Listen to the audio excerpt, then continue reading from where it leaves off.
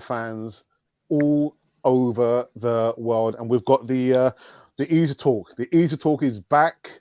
It's live and direct from somewhere in the world in North London, and we've got a couple of familiar faces back on the channel in IG, aka Indian Gooner. IG, how are you, man? Oh, I'm doing great. I'm doing really good. Good. And then we've got Richard from Arsenal TV, who's still making his way to 1,000 subscribers. Come on, guys! I want to see him put that red thing in between his, his head. Richard, how are you, man? Yeah, man, I'm good. Apart from the weather where I am has been really hot. Let's hope Arsenal can get the 3 points on Monday to put a smile on our faces. There you go. There you go. So, actually, before we get into the segment of the Easy Talk, which might be a bite size, we're not sure. We want to give a quick mention to the young chap who lost his life in this week, TASHAN Daniel, who was fatally stabbed at a Hillingdon underground station, Arsenal fan. And it's silliness, really, really pointless, aimless, an act, of a McKinless young chap who was making his way to see the Arsenal.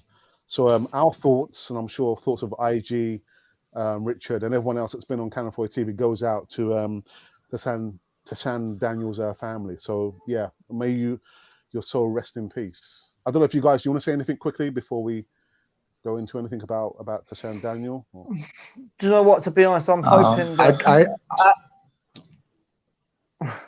Richard, please continue. I'm sorry. Yeah, sorry. No, I'm just hoping that at our next home game, I'm hoping that the club actually do something for him, like a minute applause or something. That'll be nice.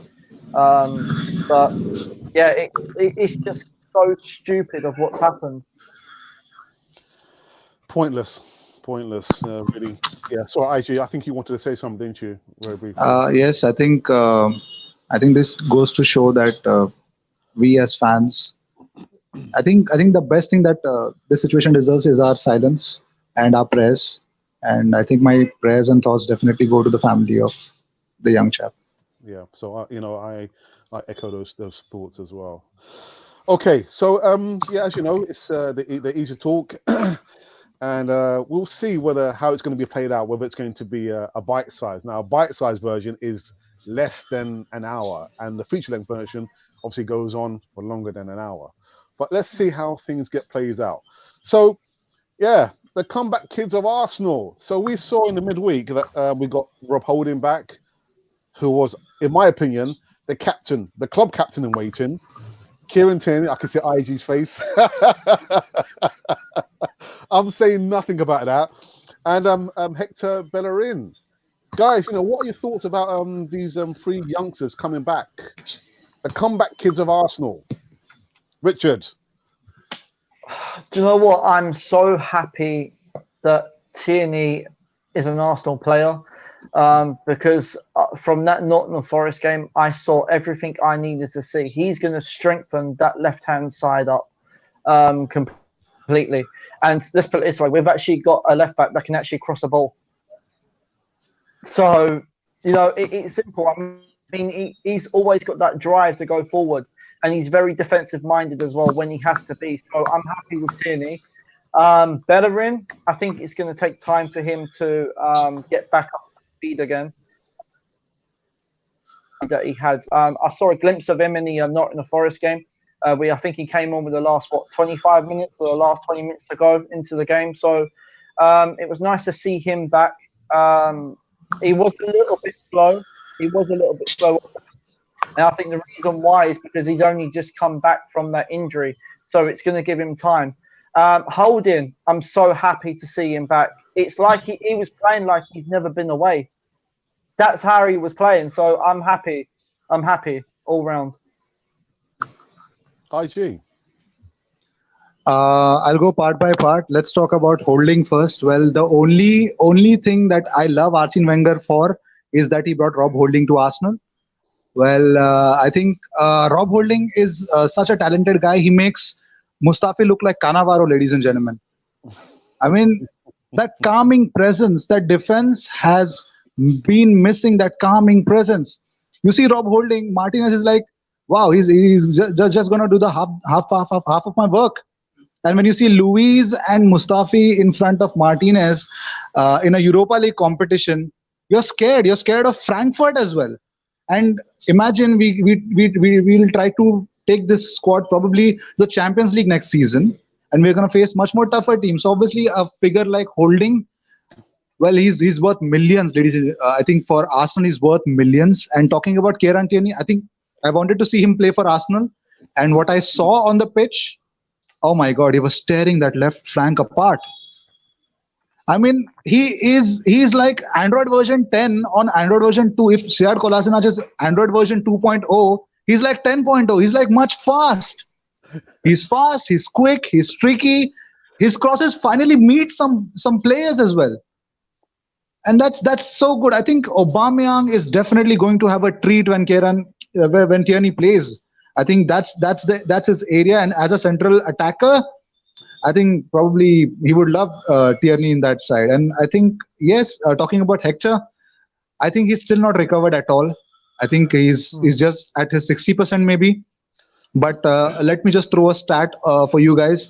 Last season, Hector Bellerin had the second most assists on an average assists per game. Only Trent Alexander-Arnold was the only fullback who had more, I think, assists in terms of a fullback who has played more than 1,000 minutes last whole season. And imagine Hector didn't play after January. Oh, wow. So Hector was superb last season. Defensively, I know he has his problems. He gives away the ball after 60, 70 minutes. You see Hector just switches off. And probably that is a different point to debate on. But still, Hector attackingly, he just upgrades Arsenal. He's just a great attachment over there. So I think young kids, much missed. And I think when those people come in, I think we will have less reasons to give when Arsenal loses. Probably we'll have more reasons to be happy about. But Tierney, to me, made it look so simple. He made it look so simple. Just get into the bar line and just crossing the ball. And the crosses were, in my opinion, they were quality crosses. And as you say, IG, I'm sure Aubameyang must be licking his lips, waiting for the service that Kieran Tierney is going to provide for him there. Well, remember Kieran Tierney. Andy Robertson is the second best fullback in Scotland, so you know that who's the number one. Yeah, I'm scared. There was some news that came out in this last few hours about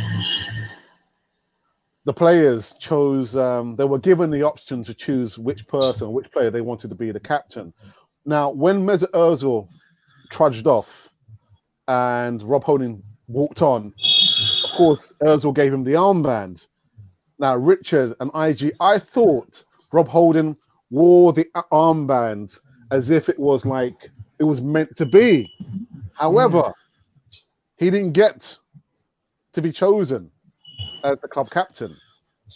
Surprise, surprise, we've got Granit Xhaka, who was chosen by the players, not the coach. He was chosen by the players. Richard, what are your thoughts about Granit Xhaka actually being chosen by the players as a new club captain? Do you know what? For what I've been reading, I'm in a bit of a situation. I don't know if the players actually chose him or Unai Emery actually chose him and the players didn't even get a say in it. Well, that's sort of the way I'm looking at it, because if you look at it, in the last 8 games that Arsenal have played, Granit Xhaka has been captain in near enough all of them. So it's pretty evident that Unai Emery wanted him as captain anyway. But personally, for me, I don't think that he is captain material. If anything, I think that Granit Xhaka is a liability. Because if you look at him when he's played on the field, he hasn't showed no leadership. He's the player that's given away so many goals for Arsenal in the Premier League. So for me, I think it's a wrong choice for Unai Emery to go for him as the captain.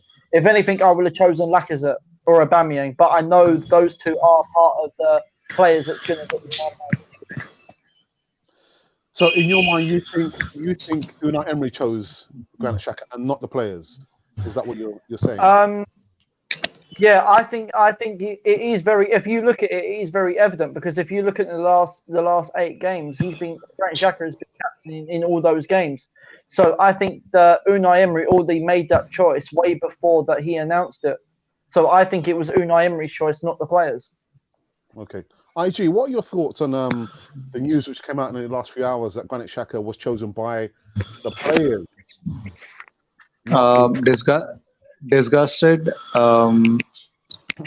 Disgusted in a different sense because I know that you need to select a captain who is hardworking.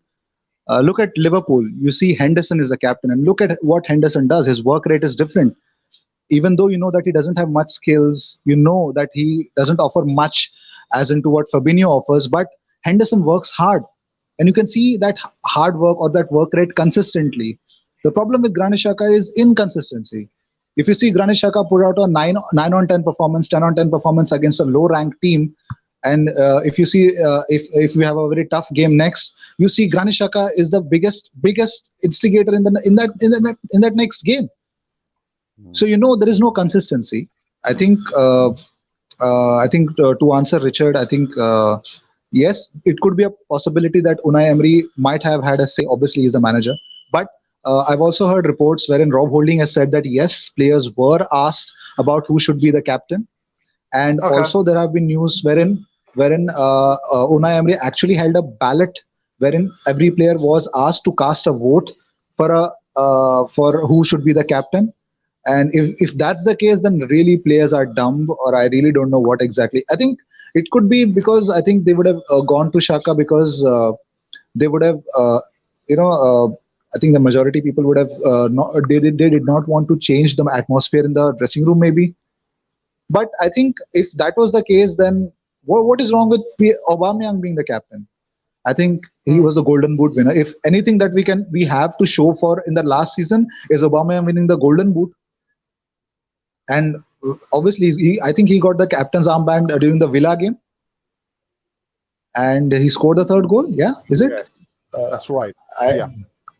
He scored the third goal, and you know what that meant to him, and you know how he treats the young players.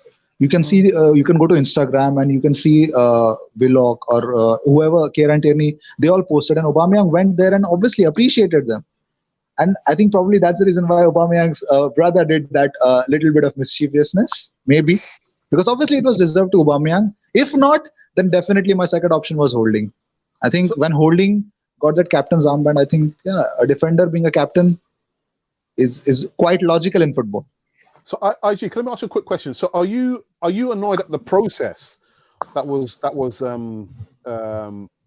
chosen to choose Granit Xhaka, or are you annoyed at the choice that Arsenal have made, or is it both? Is it a combination of both? I think it's a combination of both. I think Unai Emery believes that he's running a country named Arsenal, a democratic country named Arsenal. But I think it should. I think in other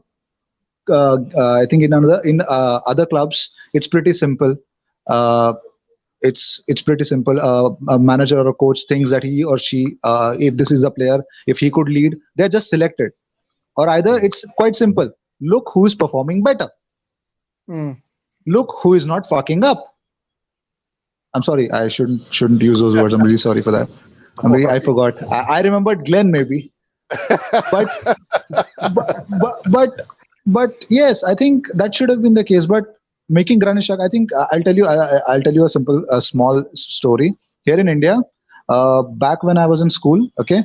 So here, what teachers used to do is they used to make the most notorious and most mischievous person the class leader, because they think that they could be quite responsible after getting some certain level of responsibility. Maybe Unai Emery is thinking that, or maybe also that he has a lot of international caps. You can say whatever you want, but I think Granit Xhaka has already played 100 games for Arsenal, beyond 100 games for Arsenal. That is a wealthy experience for a Premier League player. So I think that could also have been the case, but still also Unai Emery has said that being the captain doesn't guarantee you a place in the playing 11. If your performance is good, you'll be in the playing 11. I think that's a recent quote that I heard. I don't know how far true it is, but I think that's true. But Granit Xhaka being named in the serial order number 1, I think, a little bit of disappointing for millions of Arsenal fans. But again, I think you're speaking as if it was Unai Emery who chose Granit Xhaka, and if we are really, to believe what we were told, that it was a ballot, the players chose Granit Xhaka, and I've seen on Twitter and other platforms that in the playing ground, especially at London Colney, he does show strong leadership skills. Personally, I'm surprised that he was chosen as club captain, because as a captain, you can't say to the players, stop making errors, stop making mistakes, if you yourself are making errors yourself. You have to lead by example. Yeah. So I'm disappointed at the selection, but if it was the players who chose him, we have to get behind him. There's nothing we can do. We have to get behind him and the team. But Al, do you know what? Another thing is, when you said about he's showing leadership at the training ground, so why is he not showing it in match? This is what I don't get.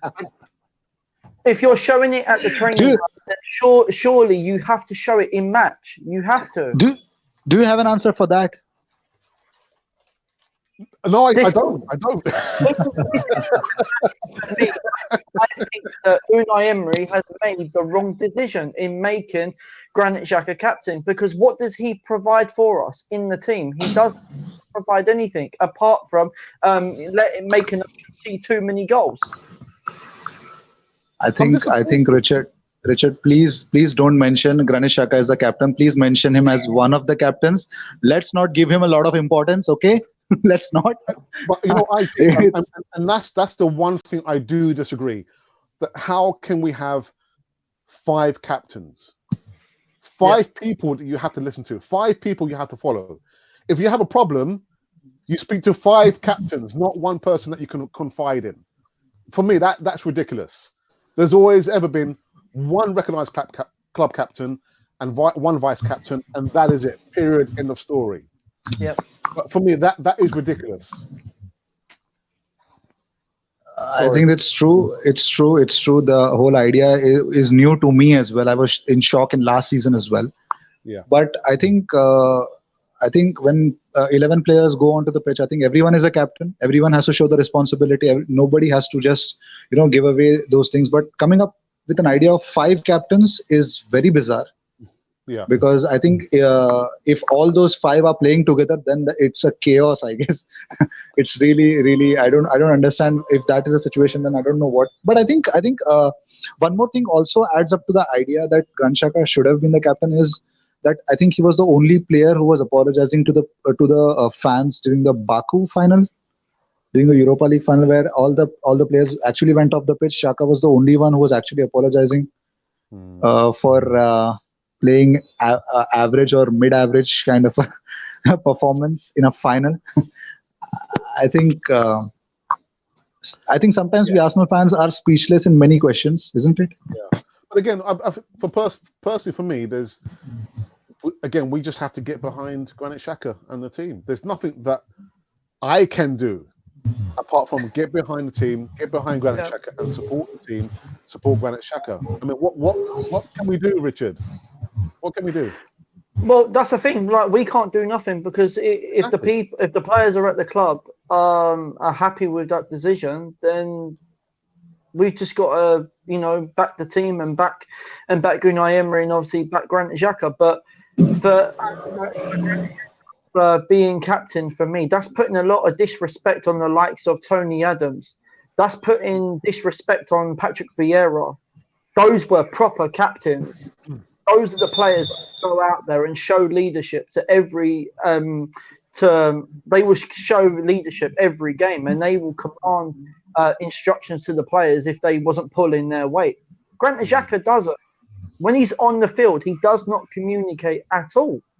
And he doesn't put in the hard work as much as Lacazette does. And this is why I think that Lacazette, for me, should have been the #1 captain. Well, if you have to have that, I wouldn't mind. Go by performance. IG, if you were given the choice, who would you have chosen as captain? Probably some. I'm actually stuck between Aubameyang and Lacazette. That would be my Not first Rob option. Holding. Not Rob Holding. He would be my vice captain. Okay. Okay. Okay. Okay. Right. Whoever's watching the Easy Talk, one of the segments, one of 3 segments we have on Cannon Freud TV. I've got IG, aka the Indian Gooner, and I've also got Richard from Arsenal TV on the show this evening. IG, where can fans and subscribers find you on the social platforms? Well, I have a YouTube channel named Indian Gooner where I make stuff for Arsenals, and there is a special segment in that, Roast of the Week. I've actually posted that, so you can go and check it out. As I'm told that I'm quite energetic about my content, but you get latest Arsenal news, views, and everything about Arsenal on that channel. And here is my friend Richard. Please, guys, subscribe to his channel. He needs 1,000 subscribers to give us the Lundberg effect. And if you guys want to follow me, go subscribe to my channel as well, and please subscribe to Cannon Fodder as well. These guys really come up with really. I love their content. There you go. So IG's just done my job for me. He's done my job. Shall I go now? And as IG rightly says, we've got Richard, and he's making his way to 1,000 subscribers, and he is going to. What are you going to do, Richard, once you reach 1,000 subscribers? I'm dyeing the middle of my hair. There you go. What color? Well, people have been saying to dye it red. No guessing who. and and obviously well, I've been thinking of dyeing it blonde, but maybe I could go to red if I have to. I think you might have that remains to be seen. That remains to be seen. Good one. Yes. Good one. I want you to be the Lundberg of fans and not Almunia, please. Yeah, man. That's a good one. That's a good one. So let's quickly get into the chat. The chat is kind of lit up, and then let's see what we can bring up here. We've got channel favorite Glenn. I know somebody who's buying a number 3 shirt. AG. I am. And then we've got Sanjay Joseph. Hello to everyone. Hello to you, Sanjay Hello. Joseph. Hello. Oh, he's from India. Yes, he is. Yeah. Sanjay, have you gone over to subscribe to IG's channel? I hope you have. I know where you live. I'll be checking. And then we've got Glenn again, who says the story said the players secretly voted for captain, but then said Unai Emery selected the captain. It's not clear. Richard is right. We do not know the winner of secret vote. Okay. That's why, Al. That's why I said that I was in between, because I read that players selected him, but I also read that Unai Emery selected him. That's why I said that. Right. Okay. And then I'm not a big fan of Xhaka, but we need to back him, and that's why I said Yeah. back him and just try and respect the decision that's been made. And yeah. So, Aiju, do you want to say something? I think we should be thankful for Unai Emery to make Xhaka the captain. Well, it could have been worse. He could have made Mustafi the captain. Oh my goodness! By that logic, and I probably would have shot myself in the arm for that. Oh, dear me. And then Sanjay comes back. In my school, the class leader would be the best student, also from so he's also from India. Okay. And I've got my brother who says Xhaka is not captain material. Holding maybe young, he is a good example for the future.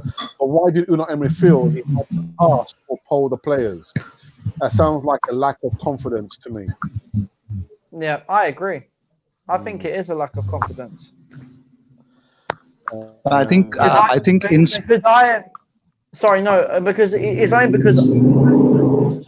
Unai Emery fully trusts all the players, because sometimes the majority of our players are near enough all making mistakes, especially in midfield and defence. Yeah, and there's actually some talk as well that there might be a revolt, against Unai Emery. I don't believe that. I don't believe that the players are not playing. I think maybe there could be some kind of confusion about the instructions that he's given to players. You know, even a year and a half into his job. But to say that the players are refusing to play for Unai Emery, I don't believe that. I really don't believe that. No. Okay, and IG, there's a message here for you. Oh, he's from Kerala, quite far away from my place. Ah, right, okay. Yeah, hi Sanjay. Please go and subscribe Richard's channel as well, and even please subscribe my channel as well. And we all will give you blessings for that. There you Yeah, go. man. There you go. Right. So I think we're done and dusted with the captain situation. Again, I would have preferred Rob Holding, but nobody ever listens to me. Nobody listens to me. Right. Okay. And guys, you know, Monday Night Football is back. It's back. We're going to be playing against Manchester United, the old enemy at Old Trafford. And I've done my preview in regards to the game. And I mentioned the last time that we beat Man U was 13 years ago. And who scored the winning goal? Emmanuel Adebayor. Yeah. 13 years ago. But Richard, your thoughts? Have you done your preview already? No, my preview's coming out tomorrow. Right. Okay. So maybe you can give us a brief thoughts rather than go into detail. Well, at the moment, I think the way it's looking in terms of Arsenal in our run of form at the moment, I think that we've got everything in our arsenal to go and win this game. We've got everything in our firepower. I think that Emery has sorted out, you know, who's going to play where in terms of our attack. I feel that at the moment, our midfield is going to be key as well, because I think that at the moment it's not balanced. It's not balanced in that midfield. In terms of defence, I would like to see a couple of changes. In terms of our defence, I would like to see a couple of changes in there. But for us at the minute, we've got everything for us to go and get the 3 points. And if I remember rightly, we played at Old Trafford last season, where we drew 2-2. And I think that I actually think in that game, I also think that we should have won that game. But then if you look at in the previous times we've played them, this is probably one of the closest rivalries to the North London derby, because of the history that Arsenal and Man United have got in terms of the Fergie eras. And I don't think that Man United has been right since Fergie's left. I honestly don't think that they've been right at all. And I think that if Arsenal gets 3 points against Man United on Monday, I think this could be the nail in the coffin for Ole Gunnar Solskjaer. Okay. IG, it's been 13 years since we beat the Reds at Old Trafford. Are we about to break the spell on Monday? I think Manchester United are ready to do an Arsenal on themselves, I guess. But it's an open game. I would say it's an open game. If Socrates and Luis start, it's always an open game. And when they both play, I think any opposition has a chance always. And we know what we did at the Emirates when Villa came in. So we know it can be anything. I think Mason Greenwood is really good in terms of he can replace Rashford. But I'm really quite puzzled in the midfield of Manchester United. Probably they don't have anyone. And if Pogba is actually, as Richard said before, if the ankle injury persists, then he's definitely not going to start. So I think Ole Gunnar Solskjaer is definitely having a fate like Jose Mourinho as soon as possible. Yeah, I mean, I've heard that news as well, that Paul Pogba, well, actually, I've heard the contrary. I've heard Paul Pogba and Anthony Martial might be fit in time for the game on Monday. And there is a saying that, you know, when a dog is cornered, that's the worst situation there, because the dog will come out fighting. So for me personally, I'm not going to be worried about what they have to do there. We have to worry about what we need to do. In regards to setup, I think Unai Emery he's in a good situation now because we've got players in almost every position are fighting for that position. There can't be any players now who are comfortable in those positions there. But I think it's time that we beat them at Old Trafford. Whether that will happen or not on Monday night is a completely different story. Richard, who would be your back four? Would you my back, I think my back four that I would go for would be Ainsley Maitland-Niles at right back until until Bellerin's fit, because I don't think he's 100% fit at the moment. My two centre halves, I would actually drop Socrates. I would drop him because I don't think that he's put in good enough performances to get a start in this big game. So I would go with Rob Holding and Callum Chambers as my two centre backs. In terms of the left back position, I will stick with Kieran Tierney because I want him to start against Man United. So yeah, that would be my back four. IG, what about your back four? Would you include Ainsley Maitland-Niles? I know he's serving suspension now. Would you play Ainsley Maitland-Niles at right back? No, I would actually play Chambers at the right back, and on the left back, I would start with Sead Kolasinac because I know Unai Emery is a different kind of a guy.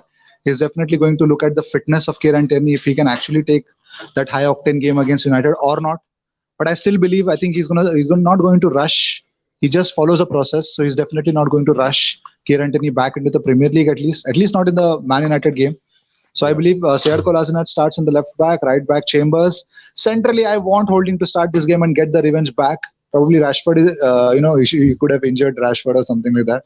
But no, I would want Holding to start along with David Luiz and teach David Luiz something about Arsenal Football Club defending. IG. But David Luiz has more experience than Rob Holding. Yeah, and he's more mistakeful than Rob Holding. I absolutely agree with you. I think Rob Holding, he has more of an understanding of how the game is being played out and responding to the situation. And he's 23. And he's 23. And look at David Luiz is 32 and creating mistakes like a teenager.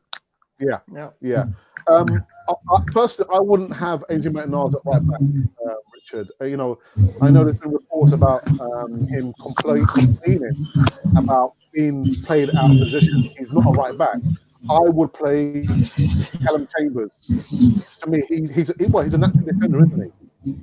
But I mean, I will respect your opinion. Do you know what? In some extent, I agree that he is a natural defender, but the way I'm looking at it, I just think that Socrates and David Luiz both haven't been playing great, and I'm going by performances.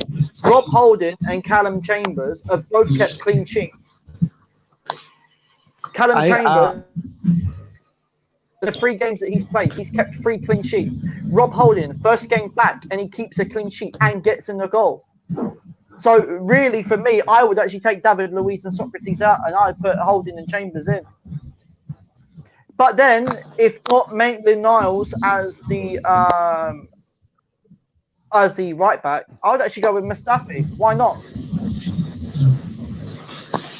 IG, Mustafi. Oh my God! I don't want him on the bench in a Premier League game.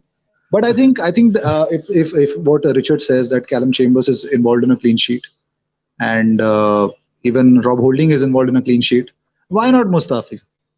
But I think Callum Chambers played a gem of a performance, and he was named in the Team of the Week for the Carabao Cup third round for I think 4-3-3. I don't know, in one of the votings as well. So I think he played in the left back as a left back after Kieran Tierney left. He got an assist. Playing as a right back, he got an assist. So I think Callum Chambers is much of a better option as a playback. As a fullback. As a fullback. And the only reason why I want anybody else along with Rob Holding is because Rob Holding will make any other defender worth 50 million, even if their age is degrading or whatever. Maybe the reason, maybe amnesia, maybe I don't know what is the issue, why they're creating mistakes being a central defender. But I think Rob Holding makes everything so look easy. And probably you also have to take care about Manchester United's attack as well. There's no Anthony Martial, or probably he may or may not start. That's a doubt.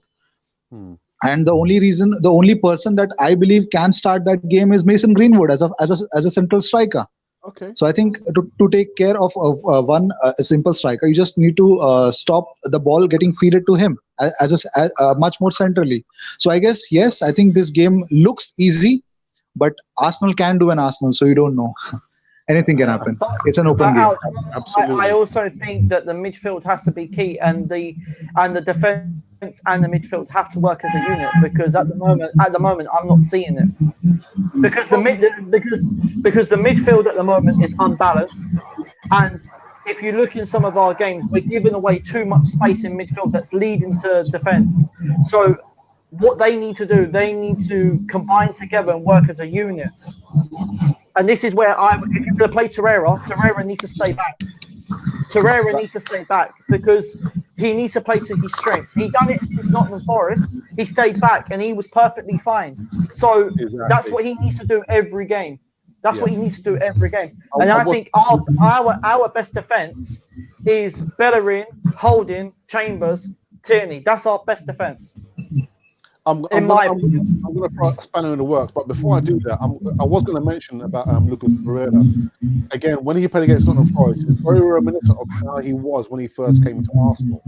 He's not an attacking midfielder. He's a deep line defensive midfielder.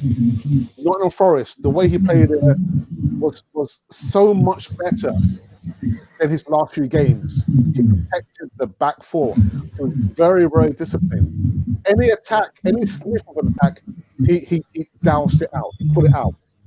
And that's what we want for Lucas Torreira. But I'm told by some good sources there, but when you see him rewarding forward, he's only responding to Unai Emery's instructions.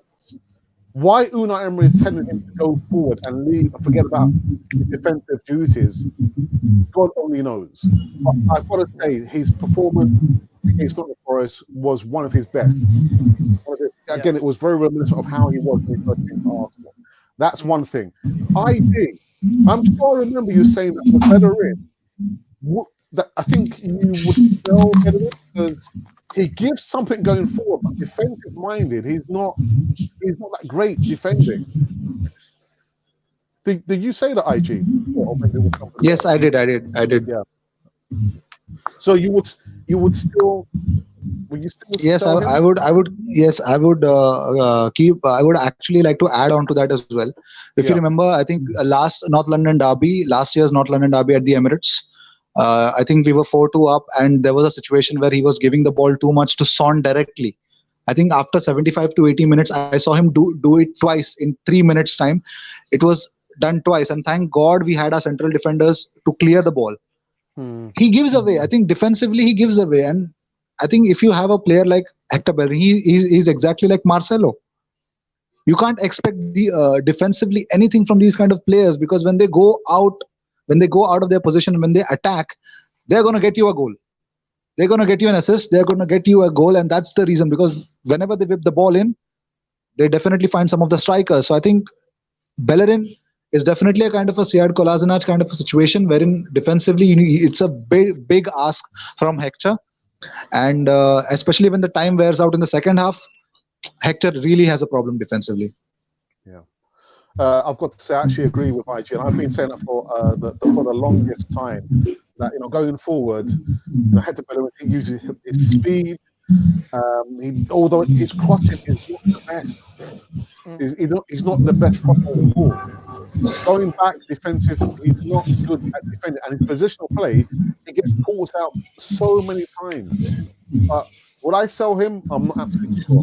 Because like I said before, we do need players in every position competing for that position. Nobody can feel safe that they're going to have their name automatically on a team sheet unless you're Granit Xhaka. But anyway, that's a different story.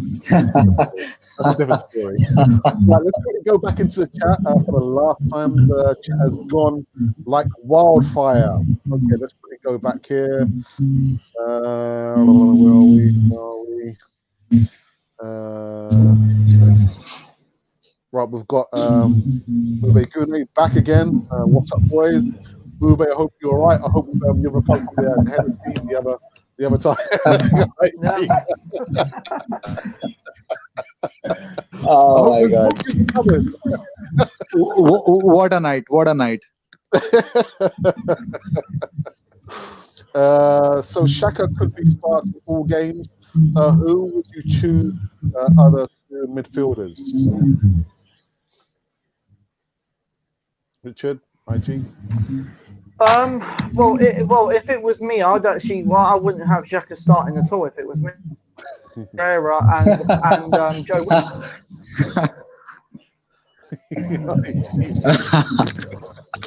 I think to answer that question, I think Unai Emery has quit the 4-3-3 formation.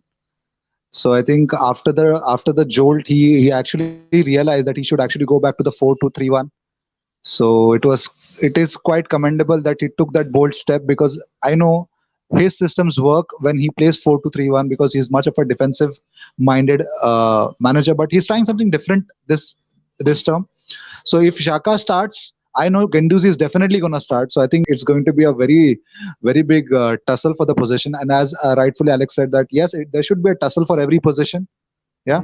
And most probably, I think when I heard even that comment is actually quite silly. No, it does not happen. If you're a captain, you should not get 100%. I think it should not happen. It should be based on performance. And if you make a mistake, probably you should be sold. And I think I heard last Ganesh Xhaka, I think his value is 36.5 million pounds still. So I think we could still make some money selling him. And I heard that Inter Milan are ready to buy a central midfielder. So I hope his price tag stays like that. Okay, let's get back into the chat. And then Sergio says Pepe will be destroying Young on Monday. I hope so. I hope now that he's breaking his duck, he's got his goal, thanks to Aubameyang, because as I understand, Aubameyang gave him the opportunity to take the penalty. But now that he's broken his duck, I hope he's feel more confident enough to finish more up. Yeah, I think. Do you know what? It's very reminiscent that Aubameyang, because if you remember, he done it for Lacazette as well when Lacazette wasn't. I think it was in a Europa League game, wasn't it, where he wasn't getting that. I know Aubameyang was. I think it was reverse. It was reverse. It was reverse.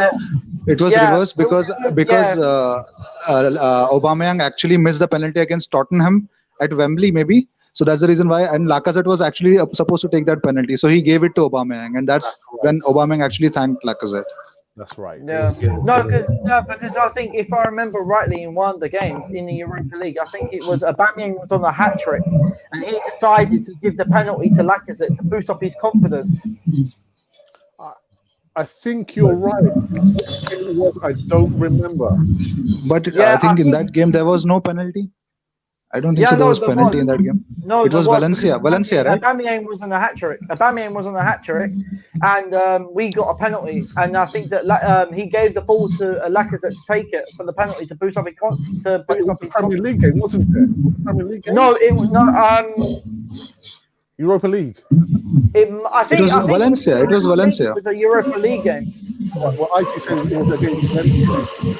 Yeah, Aubameyang got a hat trick against Valencia. Second leg. He got a he got a hat trick. I think this was during the group stages. I can't remember if it was this season or it was the season before. I think it was last season. I probably it could be much before that, because in the group stages we got only one penalty and Aaron Ramsey scored the goal for us. Yeah, I think it was last season's Europa League. I think so. Yes. Yeah, because it was a game where we was at home. Right. It could be much before that. Yes. Okay. Yeah. Do you know what I'll do? I'll find it. I know what game it was. I'll find it. Back in the chat, we've got Aaron Ghosh, who's a regular on TRAFFORD TV. He says, Monday evening, we have a chance that Man United do not have the cojones. Oh my. Well, Al, it's like I said, it's like if we beat Man United on Monday, that could be literally the nail in the coffin for Ole Gunnar Solskjaer, and I think it will be, because he's in trouble. You know my thoughts. It's not truly done until it's really, really done. After the 90 minutes, That's what I'm going to say. Sorry, IG, you want to say something? I think Manchester United have young cojones, probably, and Arsenal have much more of an experience kind of a thing. But this cojones thing never had worked for Arsenal, right? It's quite difficult to say when you put it in that perspective. But I think let's take one game at a time. Let's see what happens, because I don't want to predict much. Absolutely. Right, and Mube says his back four would be Chambers, Holding, Lewis, Tierney. Yeah, I see IG nodding his head. I think we agree on that. And then Sonia says, I will go with Chambers, Holding, Lewis. Yep. Okay. And right, is Maitland not still suspended? I thought he served his time with the. Yeah. Is he still suspended? No, I think his suspension has been lifted. Right. Okay. But Harmony, was it? No, Harmony. His game was it? His red card was against Aston Villa, wasn't it? Yeah. Yes. No, so he might miss the Man United game because it was. Yes, he's off. Yeah, he's might. Off. Yeah. Okay. And then Mube says, whoops, he says, my guy said Mustafi. Richard, you can't be serious. Come on, man. Mustafi, or are you mad? Well, do you know what? Mube, do you know what? I'd be funny. In the past 2 games that he's played against Frankfurt, and he played, was it against Nottingham Forest? I think in one of the games, he actually didn't put a foot wrong. He was actually quite decent. And if you think about it, if you put him at right back, he won the World Cup for Germany in that position. And actually, in a right back, if I could come in, Mustafi played only 4 games in the whole World Cup for Germany. And if you even actually go to calculate the total amount of minutes, that would not even count 100 minutes for Germany. And as a right back, he played only 2 games. So he was just a squad player who actually did not get much of the exposure, but still got the medal. But the only Something for his CV. The only reason why I think putting him in that right back position, because I think that Holding and Chambers is our 2 best defenders.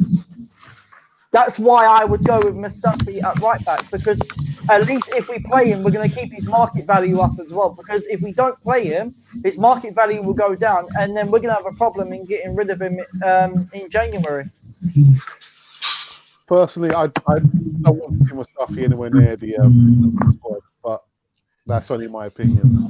I know he had a fairly good game against Nottingham Forest, but I think in the Premier League, I think we'll be tempting fate. And I can see it being played out all again. Diving in, giving away penalties, silly infractions. But personally, I don't want to see Mustafi anywhere near that. But Al, you know what? I just thought if he knows that he's not going to be in Unai Emery's plans, if you've noticed, he's cut out all those mistakes, because I think I might as well just get on with it. He hasn't played any matches. The Nottingham Forest game was the first game in how many games, I think? No, he played against Frankfurt. He played against Frankfurt as well. He played against Frankfurt, yes. He played against Frankfurt. He played against Frankfurt as well. Yeah, but personally, I don't want to see him anywhere near the first team. Sorry. Well, the only way Mustafi makes into the 11, to answer Mube, the only way Mustafi makes into the 11 if Unai Emery takes in a lot of Hennessy. And the funny thing is, look at that. Hennessy here, bro.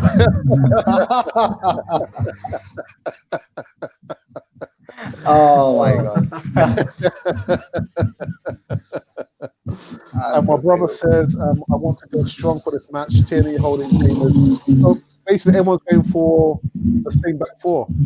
Tierney, Holding, Chambers, and Daddy Lewis. I might have to give it a bit of a thought before I do my preview tomorrow. And then we've got Aaron says, team as much as you want, but does Unai Emery actually know his first team? IG? Well, the question revolves around, does Unai Emery has his best team? Well, Bellerin is injured. Lacazette is injured. Well, you can see Tierney is, well, you can say, but Tierney is not declared to be available for selection in the Premier League. Well, as of now, I think Mavropanos is back to full training and is fit to be selected. And Yep. I think we got that confirmation same about Holding as well. So let us get our best team, and I think that's the same thing that happened last year in the Europa as well. For the first 6 months, we were thinking who should be the best, what should be the best, should Aubameyang and Lacazette play together or not? And that happened in the Europa League, where finally Unai Emery came up with a system where both actually played, and that worked miracles for us. Our attack was so well, and right now everyone is actually talking about including Pepe in that attack. So that's the reason why Emery is forced to make a 4-3-3 kind of a situation. So I think until unless he doesn't get his full backs, and until unless this, oh my God, we already had a midfield conundrum, and on top of that, we've made a midfielder a captain. Oh my God, Unai Emery needs to take a lot of sleeping pills. So Unai Emery does know his best 11, but he's not able to play his best 11 because of injuries, like you rightly say. Of certain injuries, yes. Yeah. Al, can I just ask one question to, well, obviously to the both of you and to the people in the chat. So if now we know that Lacazette is injured, who do you play out on the left, out on the right? Sorry, no, out on the left. Saka. Would that be Saka? I would prefer. Or would you bring in Martinelli? And I would. In my preview, I did mention that I was stuck between a rock and a hard place. Initially, I said Saka, but then on reflection, I said I'm stuck between Saka and Martinelli because they're both young, they're both hungry, they deserve a chance, and so far, when they've been given a chance, they have produced. So personally, I would probably take Saka. I'll take Saka. And I'll take Nelson. Who? Reece Nelson. Oh, right. Okay. I thought you said Ozil. Sorry.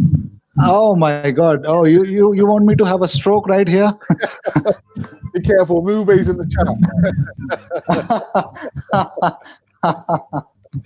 But yeah, to answer your question, yeah, it's a tough one. But yeah, I would take Saka. I know, unfortunately, he was sacrificed because of Ainsley Maitland being recorded. But yeah, I think Saka, Nelson, not so much. Who would you put on the left side, Richard? I'm more drawn to Martinelli because he gives us that pace as well, and he can cut inside. So I think that Martinelli could be the shell for the left-hand side. But in the way Saka's been playing, I know he got sacrificed in the 45 minutes in against Aston Villa. But I think I'm actually more drawn to Martinelli. I think really, if I had to look at it for I don't know, the ability could be, I would choose Saka because he's naturally left-footed. But okay. Choice. Right, quickly back into the chat before we wrap up the Easy Talk. We've got again Mube who said it's Europa League and Europa League Cup, brother. He's found his level. Mustafi is done, Richard.